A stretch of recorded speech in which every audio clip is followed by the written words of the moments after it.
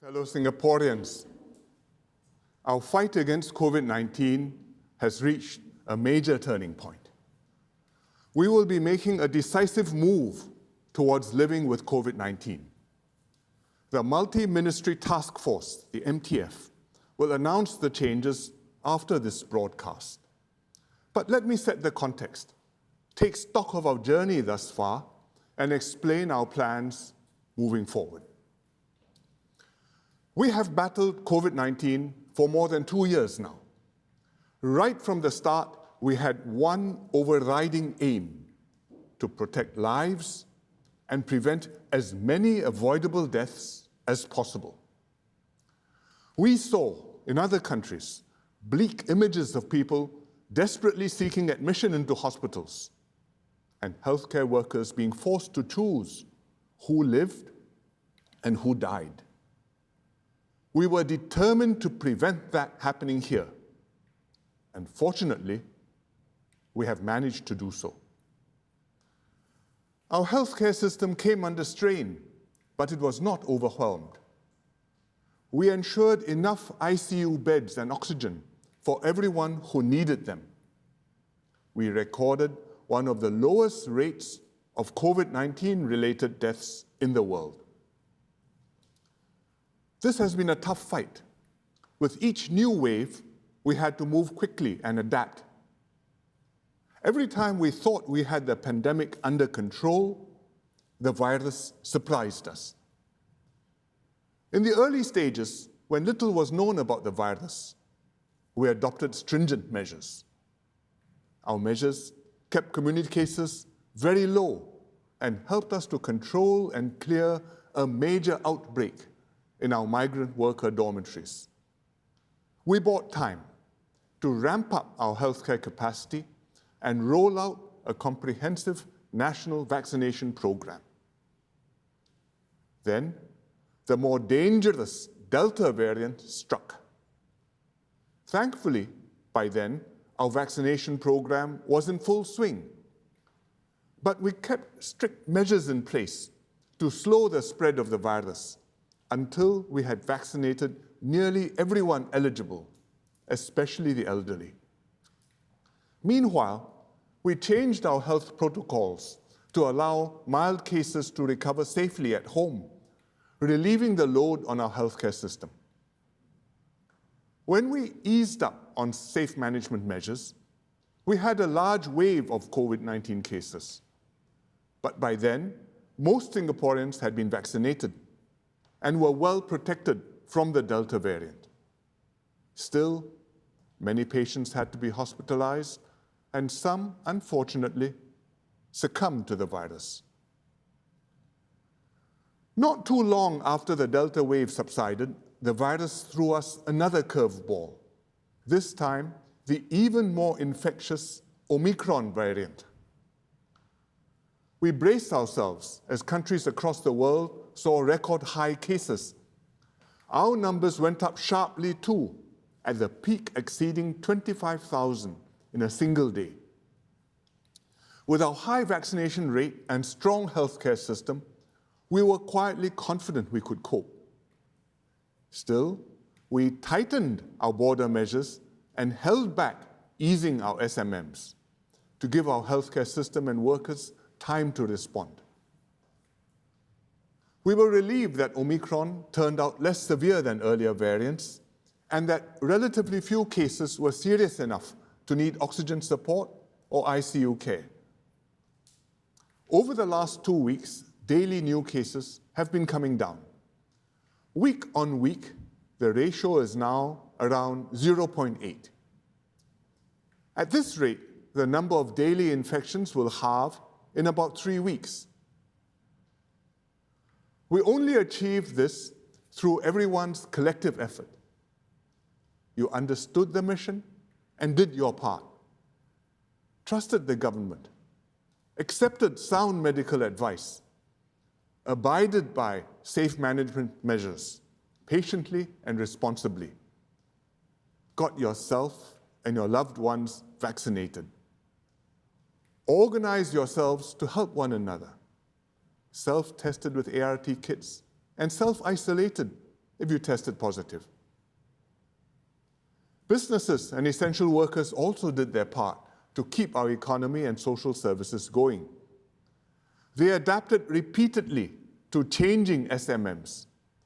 They coped with supply chain and manpower disruptions and stayed resilient despite formidable difficulties, especially in the hard-hit sectors. Thank you for your grit and resourcefulness.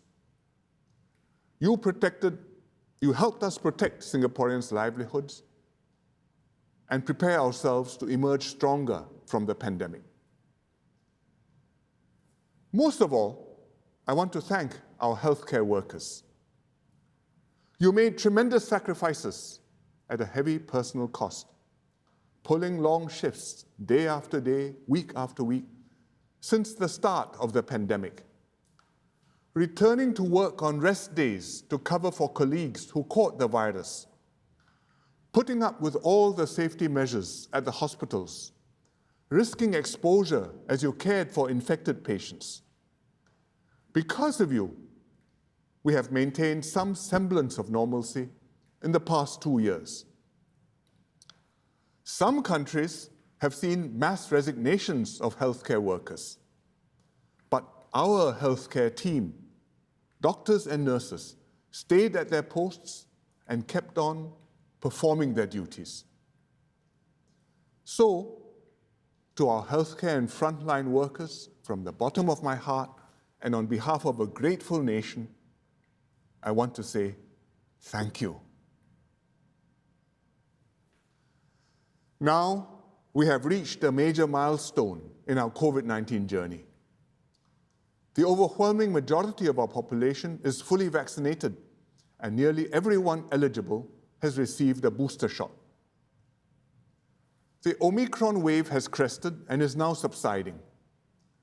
With many of us already exposed to the virus and recovered, our population has stronger immunity. Crucially, our healthcare system remains resilient. It was under considerable stress at the peak of the Omicron wave, but it held up. The load is still heavy, but the pressure is now easing. In judging how far and fast to ease restrictions, we are very mindful not to stress our healthcare workers and system to breaking point. We must not place an impossible burden on the healthcare workers and endanger many COVID and non-COVID patients who urgently need treatment. At the same time, we must weigh the cost of stringent SMMs on businesses and the economy, and their impact on children needing to learn, youths yearning to interact, families seeking to bond, and communities striving to connect. Taking all things into consideration, we believe that we are now ready to take a decisive step forward towards living with COVID-19. We will make the following changes to our SMMs. First, we will double the group size from the current 5 persons to 10 persons.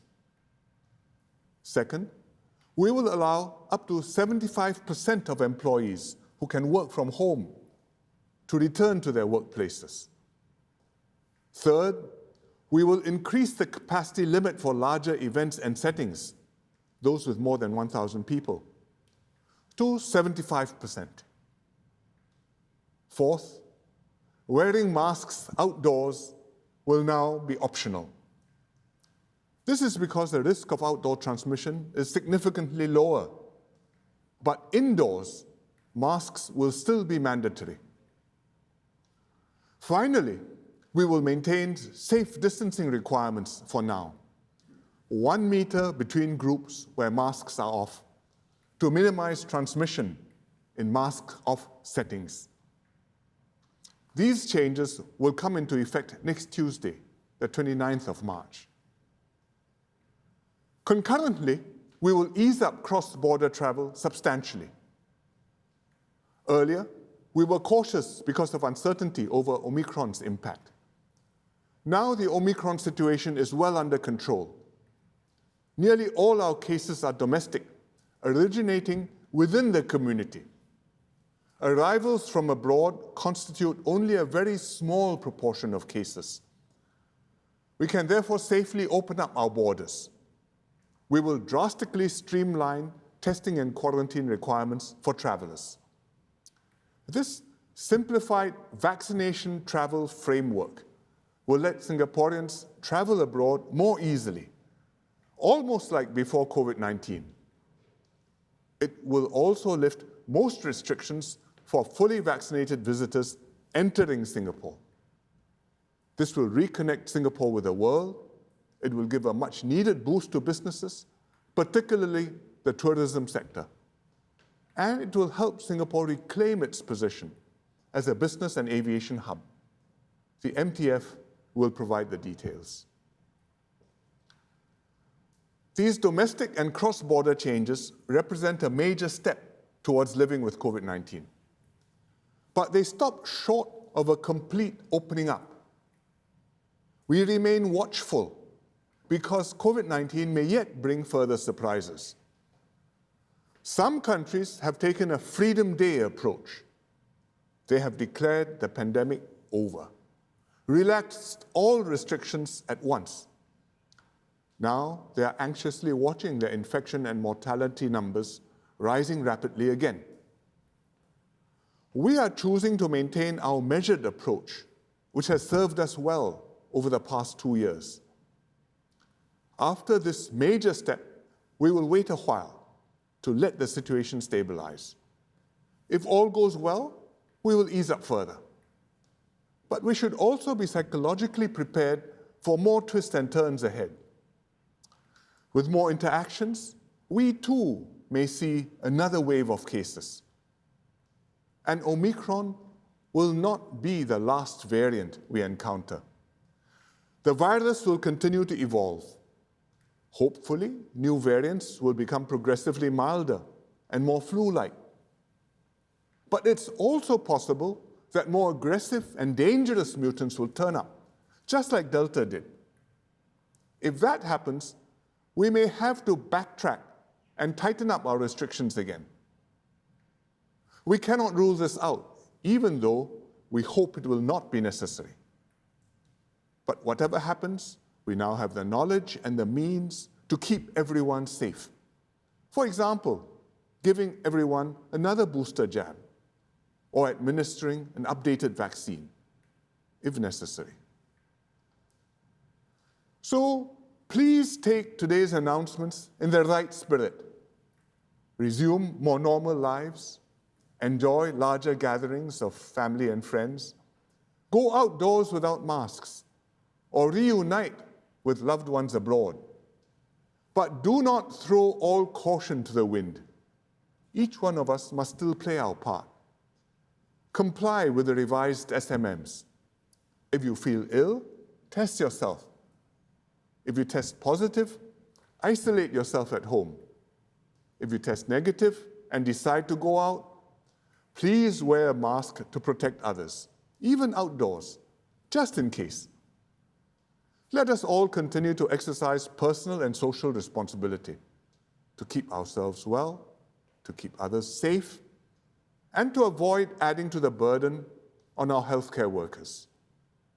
That way, even when new problems arise, we stand a much better chance of keeping things under control and staying on the path to a new normal. We have come a long way in our fight against COVID-19. We are not yet at the finish line, though we are getting closer. Key to our response has been the trust that Singaporeans have placed in your government, in the medical authorities, and in each other. Throughout our journey, we have kept faith and supported one another. This solidarity remains crucial as we tackle fresh challenges ahead. I thank everyone for your continued trust and support. Let us keep it up and see through this pandemic as one united people. Thank you.